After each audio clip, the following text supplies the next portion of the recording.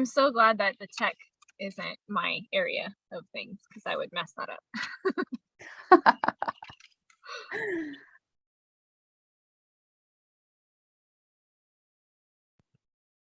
Hello, friends, and welcome.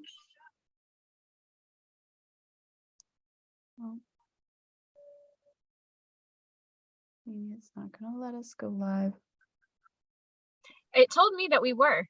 It said that we were Yeah, live. I'm trying to go live on.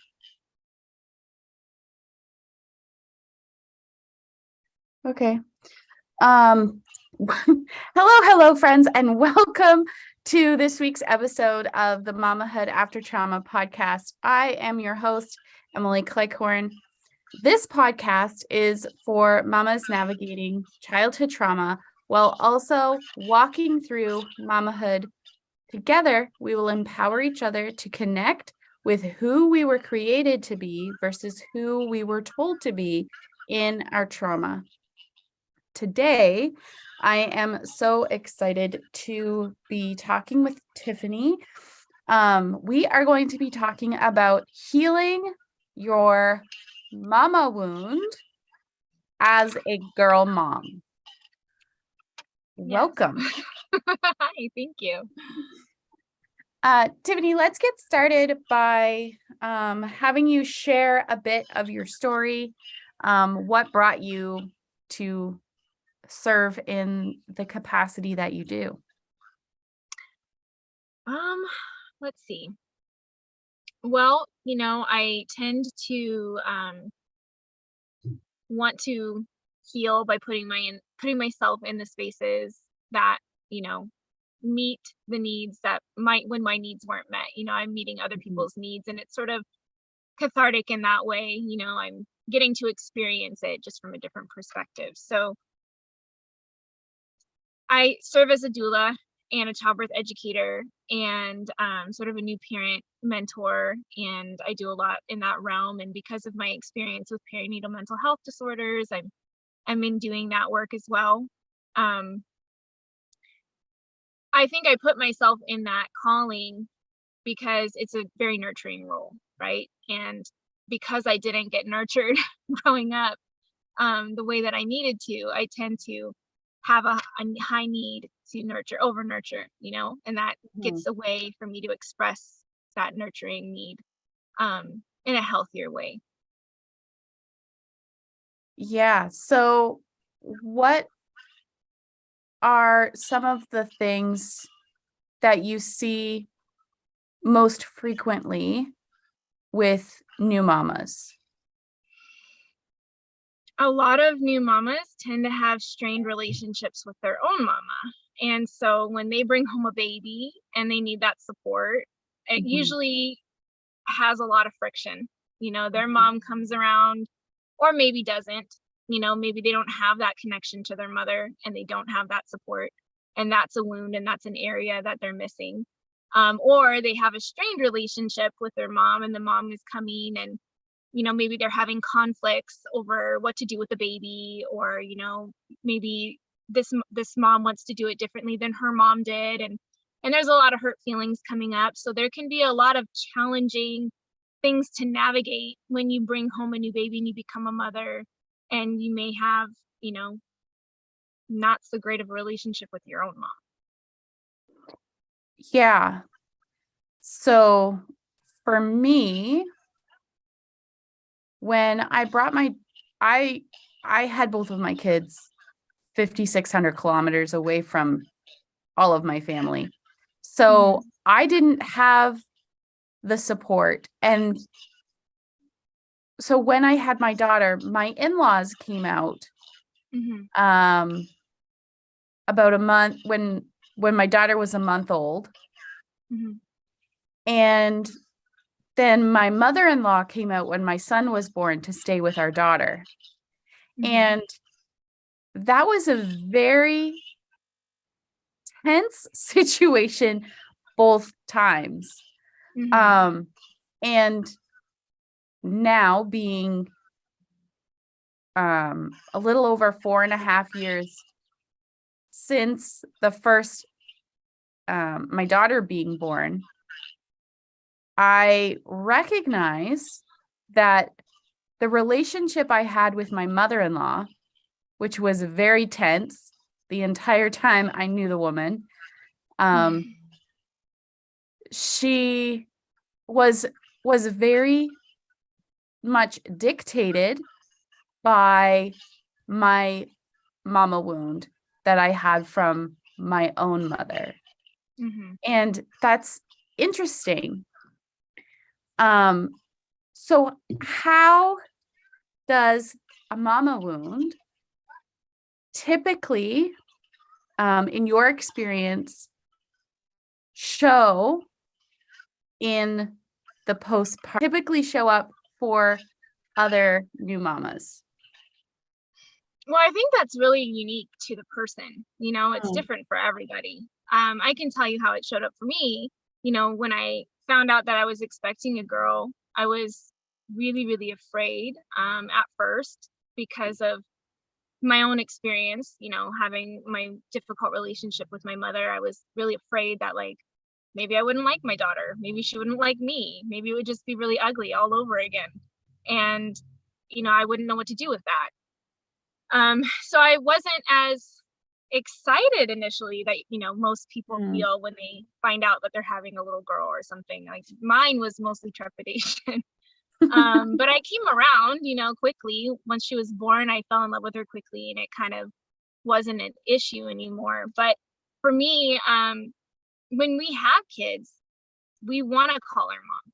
We want to ask her, hey, what do I do in this situation? Or what do you think about this? Or you just need that comfort. You need that nurturing and that reassurance. And sometimes you just can't access that. Maybe you're just, you pick up the phone and all you're going to get is criticism or judgment, or, you're not going to get that comfort that you're seeking. I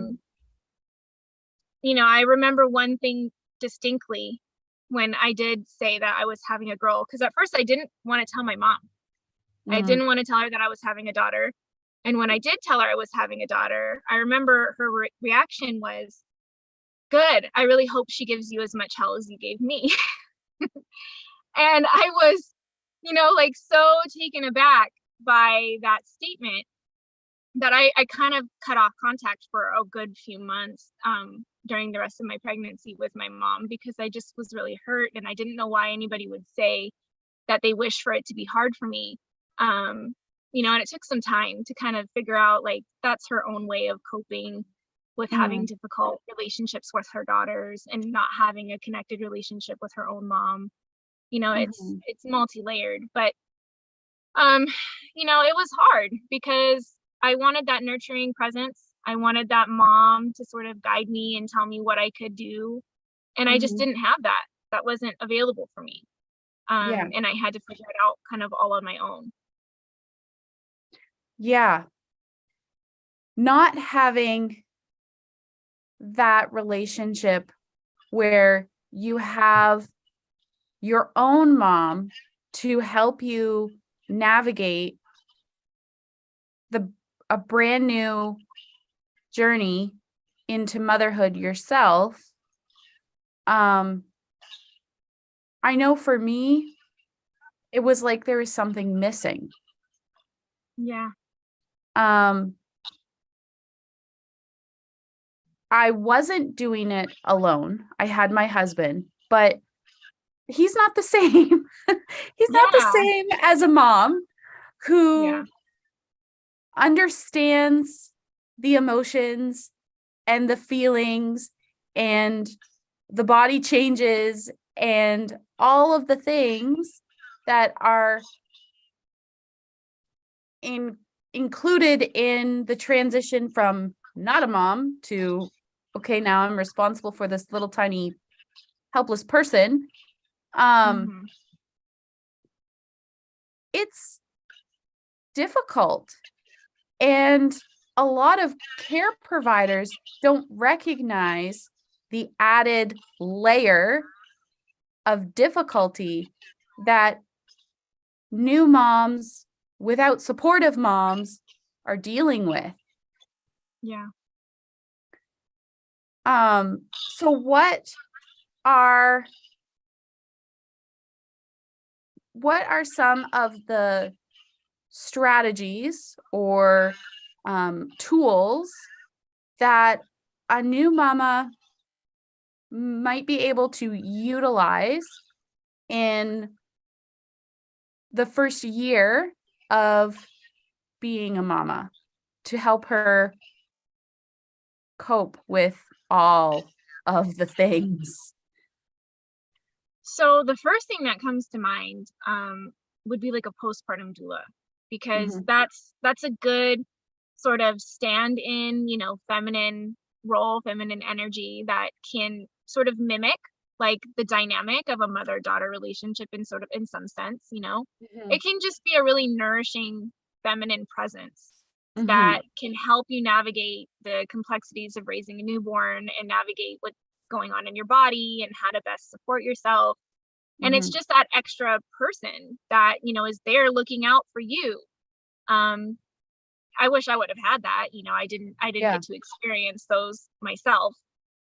So I kind of became that for other people. But, if I had to do it all over again, I would absolutely say, like, find yourself a great postpartum doula that can be there and sort of be mothering the mother, so that you get what you need and you're able to fulfill that gaping space. Another thing is, if you do have a great relationship with your partner's mom, try to navigate that, like bring the mother-in-law in if it's a healthy situation. And not necessarily always is. Again, I didn't have that, so, but like if you do have a great relationship with your mother-in-law, or if she is around, try to use that as a sort of resource to navigate this new change in your life. Other than that, like, it's really hard to say because I had nothing, I didn't have a village. I didn't have girlfriends. I didn't have a grandma. I didn't have anything to fill that space and meet that need. So I can say, all these things, but if you're a person like me who just doesn't have those options, what are you going to do? Like, the best thing you can do is feel your feelings and honor the fact that you're doing a really hard and challenging thing on your own, and get help, find a therapist and get somebody who's on your side guiding you through this new experience, because we can't do it by ourselves. It's not going to work. No, we can't do it on our own. We can try, but postpartum life is challenging without an extra layer of difficulty. One thing that I did when I was walking through some of the darkest days that I had postpartum, I surrounded myself with a virtual community because I didn't have people around me other than my husband.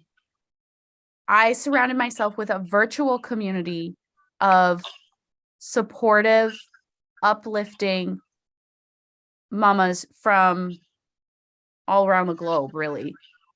And that community helped me more than I think they know.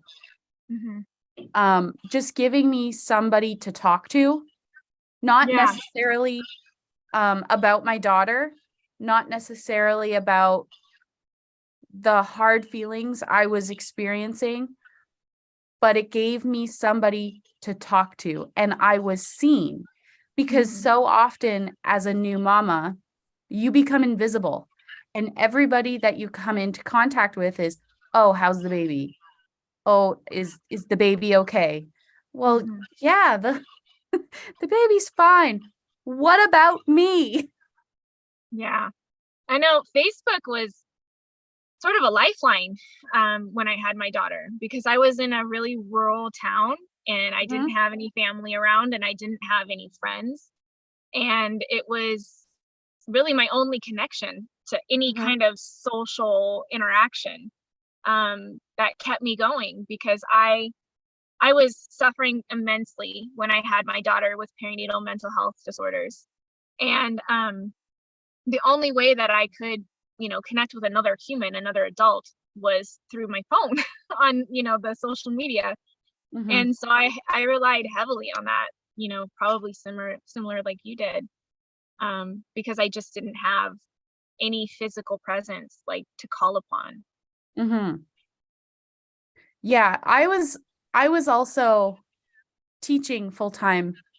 I was on mat leave from my education career, and I would pack up my daughter, stop at the local Subway, and go have lunch with my coworkers Mm-hmm. because that was human interaction. The kids at my school love to see the baby. I taught in a Mennonite school, so they are not shy of babies. Mm-hmm. And that was something that helped. So connecting with a local moms group. I know there are a ton of free resources, depending on your community, of course. Mm-hmm. But connect with a virtual or an in-person moms group, and use your spidey sense to judge character. Yeah. We have actually, I wish it was around when I had my daughter, but it came around, I think, I don't know. I'm not sure how long it's been around. It's been around for a few years now, but it's a great organization, and it's called Fourth Trimester Arizona. And so they have what is called in-person villages. So they do meetings, I think once a week. Every different part of Arizona has its own village, and they kind of alternate who's meeting. During COVID, they all went virtual, so you could access, a meeting every week and join and just meet people and hear a speaker talk and learn something new. They cover a lot of different topics for new moms, and that was like amazing once I came and got connected to that, because I was able to meet other people who are doing or going through the similar things, and it was just nice. I've tried mom groups on Facebook, and when you say like use your spidey senses for character, like I don't know, it's so picky with those moms groups. It's really challenging because it's very like, it's very divided. There's usually like moms who do this certain thing and moms who do that certain thing, and you have to find like where you fit in into all that. And it can be really challenging to find someone to connect with. Yeah, it can be. It can be a little bit like high school cliques. Yeah, very much so. So you have to be careful. Yeah. And if you don't fit in, or you don't feel like the group is your cup of tea, it's okay to leave and find a new one. Yeah. Yeah. So connect with other humans in some way, virtually or in person. Reach out, seek help. Just because you don't have your mama doesn't mean you have to do it all by yourself. Yeah. What was your experience with navigating your mama wound in your, raising your children? So when my daughter was born in 2018, it served as a huge wake-up call, and about a couple days postpartum, it was like the trauma freight train hit me, and every repressed emotion that I had came bubbling to the surface on top of my postpartum hormones. And my fight or flight response was on. And it was telling me to run. And I had to decide to stay. And I had to choose to stay every day for a while, because I hated being a mom. In my mind, moms hurt people. Moms aren't reliable. So there was there was a lot of work that I had to do to come to terms with the fact that I am not my mother. She is a separate person. I am me. I have the power to make new choices. And I had to go from there. And that journey is continuing. Yeah, there's a lot of layers to that onion. It's a big onion. So I've had to do a lot of work around reclaiming my own personal power and reclaiming my voice and forgiving myself and other people. So I'm getting there. I'm not,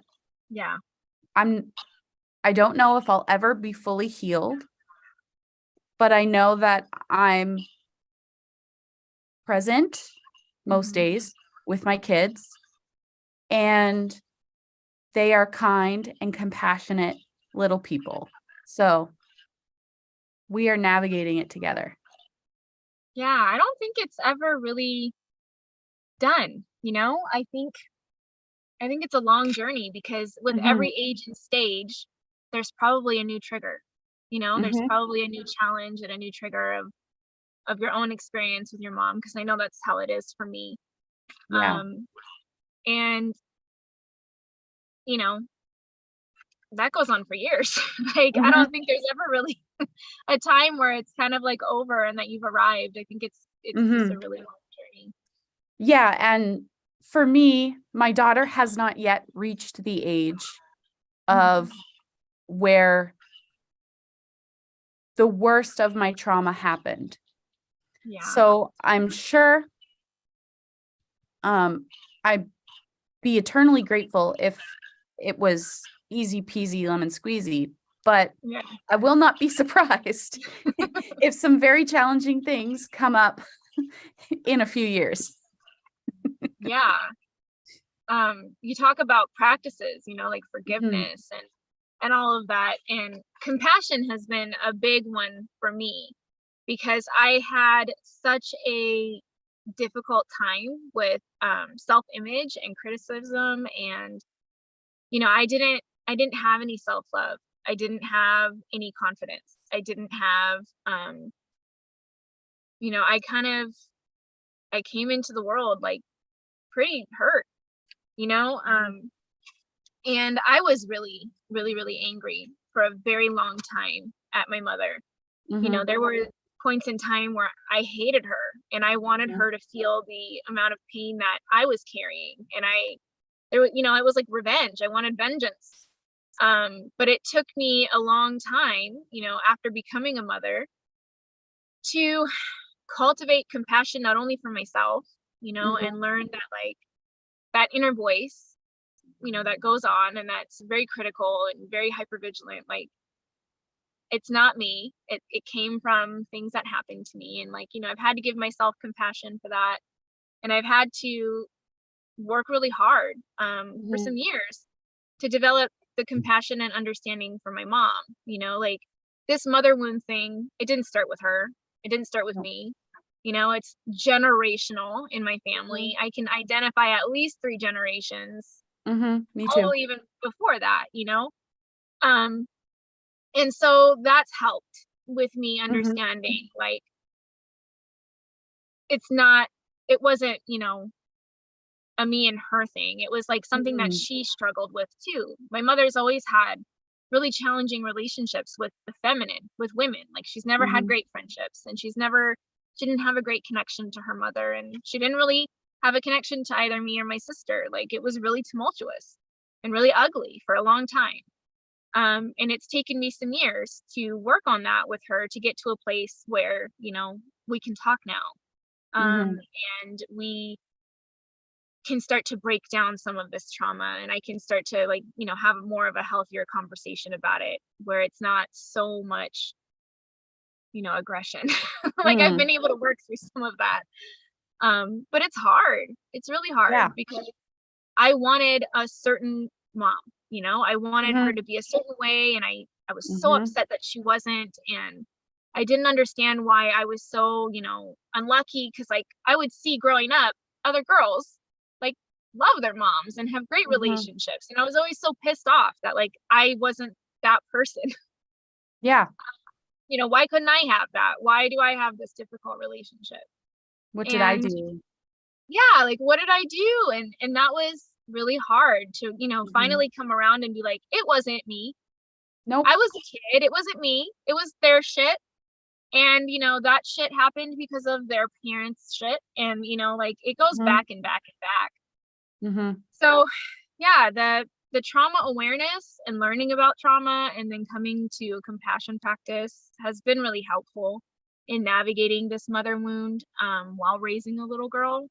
Because, I have to really think about like how I'm showing up for her, like it's really in the forefront of my mind. Like, does she feel loved? Does she feel wanted? Is she confident in herself? Does she believe in herself? Because those were things that I didn't. I really lacked it. I was a neurodivergent child with a lot of trauma, but that wasn't recognized. I was labeled as naughty and difficult, and bossy, and too much and too needy. And, my mom was older when she had me, and I was unexpected. And, my father wasn't the most supportive at that time. And she had a lot, on her plate. And I think she was just tired. She already had 4 kids. Yeah. And so by the time I came around, I wasn't getting the best of either of them. And that created a lot of attachment wounding. I didn't have that sense of safety. I didn't have that sense of security and connection.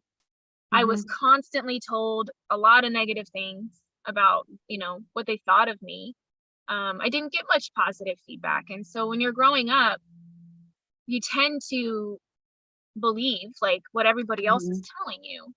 And that shapes your image, and that shapes whether or not you feel confident. And, so that's taken a lot of time to sort of unwind that and build back up, like, what is my identity? What was their things, and what is me? And like, how do I not crush my own daughter's sense of self in the mix of all of it? It's really hard. But I've learned a lot through this process and through therapy, of identifying like, where does this codependency struggle come from? Or why do I struggle so much with boundaries? Or, where did this perfectionism and this super, hyper vigilant, critical person inside of me come from? And I realized all of this stuff is trauma related, right? And,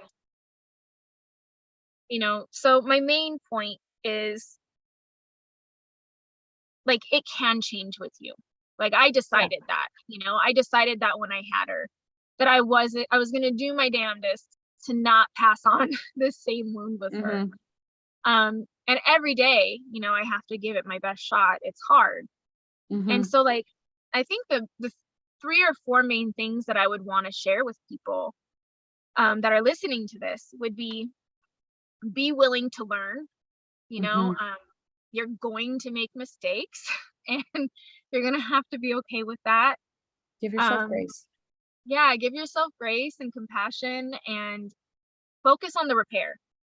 Because I think that that's what was really, really lacking in my experience of growing up. There was no repair. There was a lot of wounding, but there wasn't any fixing that or coming back around and talking about it. And it took a really long time. And, again, therapy has been a lifesaver for me to navigate a lot of this, because a lot of it does come up in parenting all the time. My daughter has a very big personality. She's a lot like me. She comes by it rightly. But now I can kind of see, like, like I said, that compassion piece. I can see, like, I was probably a lot for my family. I came around with a big energy, and they were older parents and had already raised a few kids, and were going through like a lot of difficult situations in their own Mhm. life. And then it was like, here's a baby. So, I kind of, I do spend time looking at that, thinking like, you know, I can't, I can't hate them. They had a lot of their own baggage and things going Mhm. on. And at that time period, nobody was talking about mental health. Trauma wasn't No, a word in society, you know? no. That's all really new. That's our generation that's coming around to this. And just that in of itself gives me hope that, our kids are going to be much better off than we were, because we are having these discussions and we are mindful of our trauma and we're doing the work to, Mhm. improve things. Yeah. Yeah.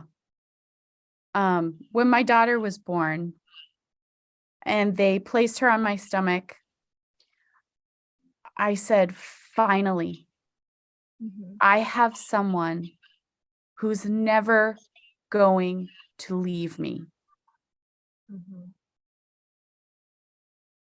And in my mind, she was like my sidekick. Hmm. And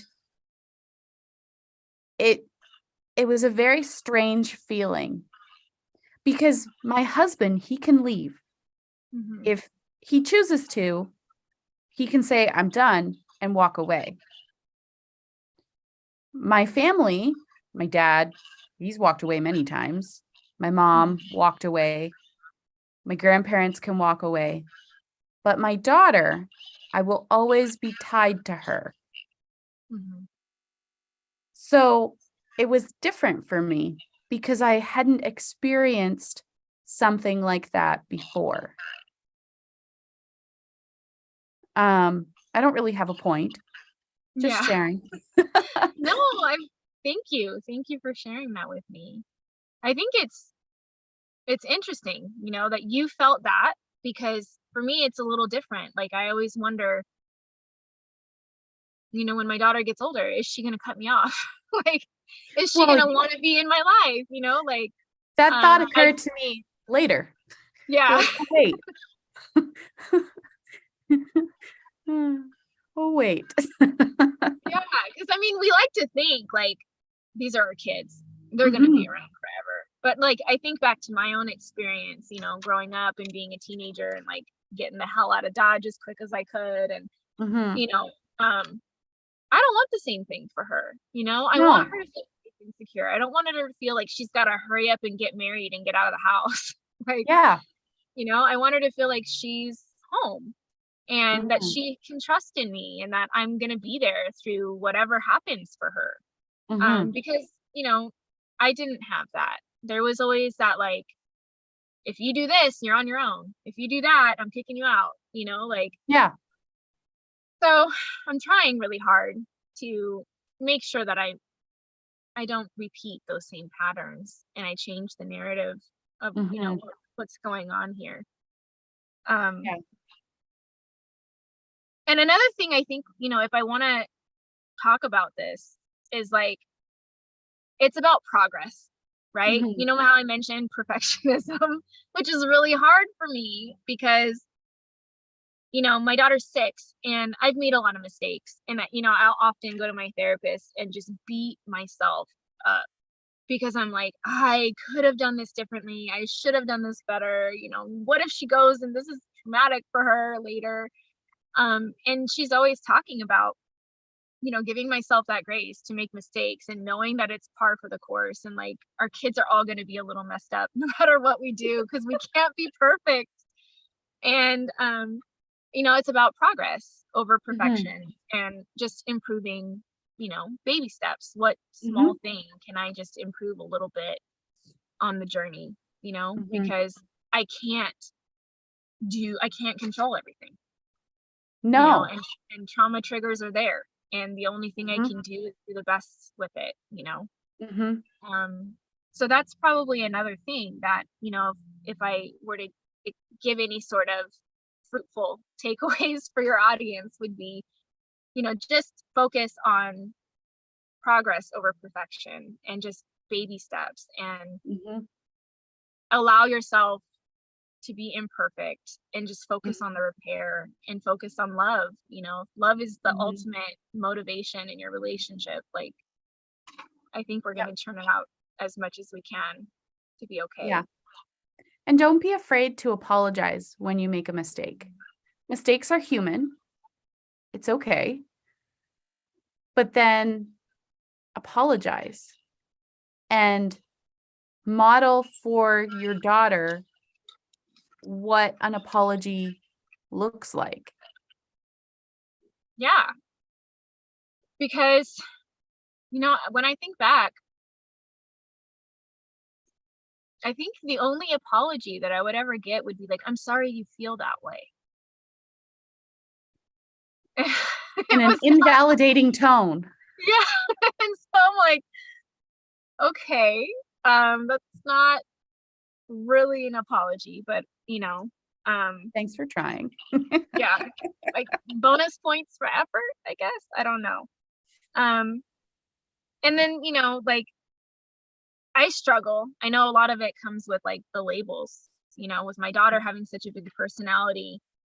Sometimes I slip up and I'm like, oh my God, why is she so difficult? Why is she so naughty? Why is she being so, like, whatever label, right? And then I have to really work on myself to reframe my perspective.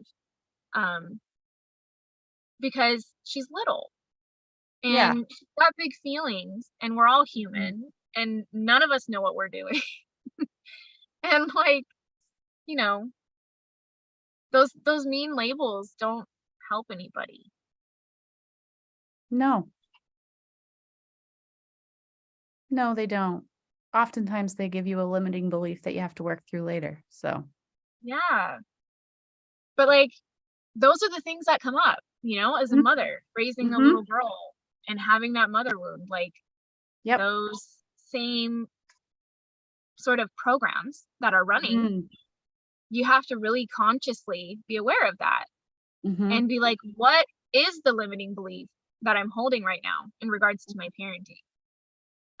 Because like, there's times where I call my mom and like my daughter's being, 6 in the background, and she'll be like, God, every time I hear you, she's always, screaming in the background, and like, you should go and discipline her. And I'm like, what do you want me to do about it? Like, she's expressing herself, she's got feelings, like, nothing, me going and, being mean to her isn't going to change what's happening right now. Like, I don't know. So we clash on terms of like parenting philosophies and the approach of that. So I've learned with my mom that I have to set that boundary very quickly on a phone call of like, I don't want to hear your, advice or perspective or whatever. Like, I just called to see how your day was going. Yeah. Or like, I just wanted to talk to you about this TV show or something. Like, let's not get into the what you think I should be doing as a mother conversation. Those are ones that I avoid. And that's, I guess that would probably be like another thing that I would tell people who have this mother wound. Like, don't be afraid to set those boundaries, because if that's what's healthiest for you and you're doing things a different way, like, just hold firm to like, I'm not willing to have that conversation with you, or, thank you for your input, but I'm going to do this. I've had to practice that a lot with my family because they're all very strongly opinionated, and they all have, no problem voicing what they think I should be doing. So yeah, if I were to tell another new mama who's got this kind of dynamic in her life, figure out your boundaries and don't be afraid to set them, because it's going to be important on your journey. Yeah, my line is typically, thank you for your thoughts. If you continue to push, I'm out. We're done. Yeah. And some people respect that, and some people get upset about that. And those are the people who don't respect your boundaries. So it's okay. Yeah. Love them from a distance. Yeah, it's tough. I mean, I've had to learn a lot of new communication skills and a lot about boundaries.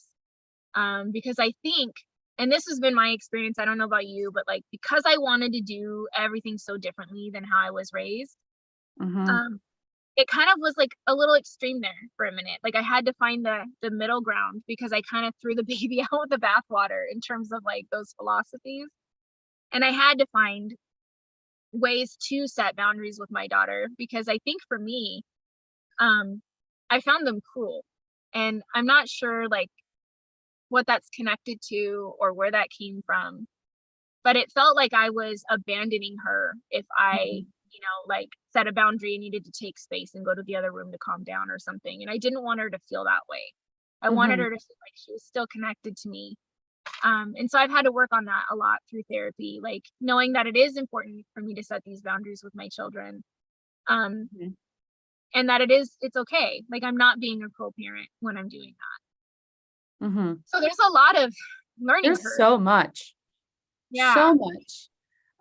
If you are a mama without a mama or without a supportive mama, and you've got that mama wound, know that you are doing something that is so incredibly hard and you are doing a kick-ass job.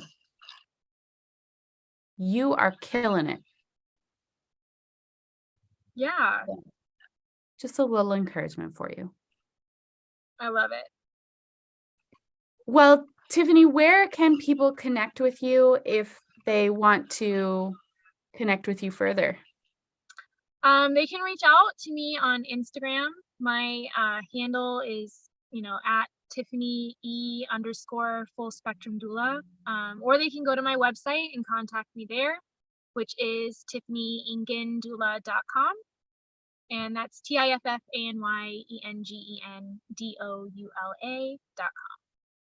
Awesome. So I will include a link to Tiffany's Instagram in the show notes of this episode so you can connect with her there and find her website and all the things.